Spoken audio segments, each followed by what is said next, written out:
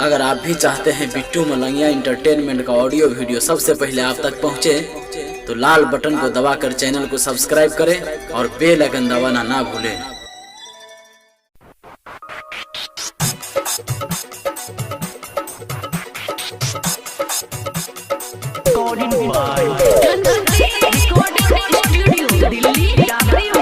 अखन अपने सब सुन रहा छी बिट्टू मलंगिया इंटरटेनमेंट के।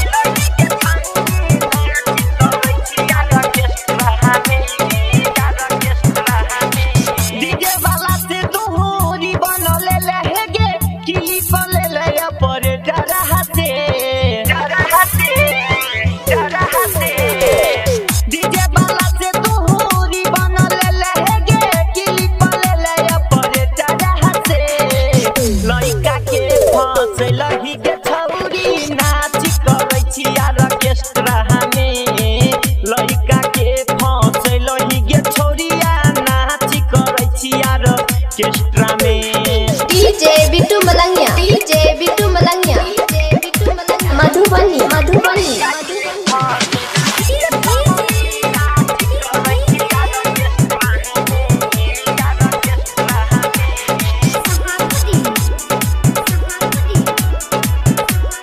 Mix by Bittu Malangiya.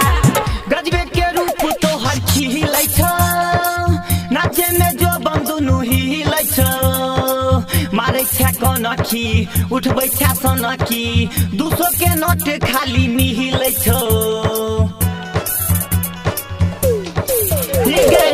गजबे के रूप तो हर खिलै छ, नाचे में जो बंदुनु हिलै छ, मारे छ कनखी उठबै छ सनकी, 200 के नोट खाली मिहिलै छ। बाजे छो पायल है के दिल होय छै घायल, तू सुतले अपना कबारा बहाने, लइका के फसैलही गे छौरी, नाची करै छी ऑर्केस्ट्रा में, लइका के फसैलही गे छौरिया, नाचै छी ऑर्केस्ट्रा में।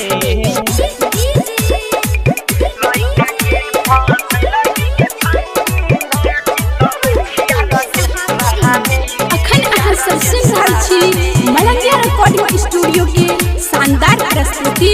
उठबै छ जखने तुला हंगा गे, घुमै छ छौरा लफंगा गे, एकरा से बैठ रहे बुझिया तू हट रहे, पर जे तो कहियो त महंगा गे।